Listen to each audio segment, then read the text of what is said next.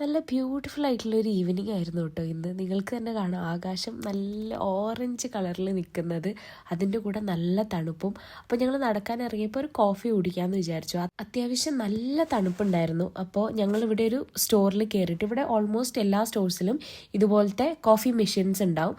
അപ്പോൾ ഞങ്ങൾ ഒരു ക്യാപ്പുച്ചീനോവും ഒരു ഐറിഷ് ക്യാപ്പുച്ചീനോവും പറഞ്ഞു.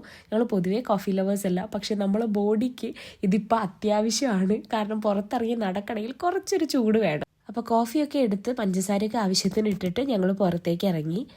ഐറിഷ് കോഫി ഞാനും എടുത്തു, ക്യാപ്പുച്ചീനോ ഇവനും എടുത്തു. കുഴപ്പമില്ല, നല്ലതാണ്.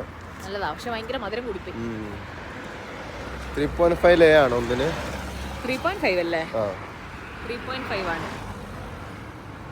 70 റുപ്പീസ് നാട്ടില്.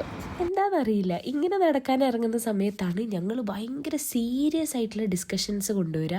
അതൊക്കെ ചെയ്യണം, ഇങ്ങനെയൊക്കെ മാറ്റങ്ങൾ വരുത്തണം. പക്ഷെ ഒന്നും നടക്കാറില്ല, അതാണ് സത്യം.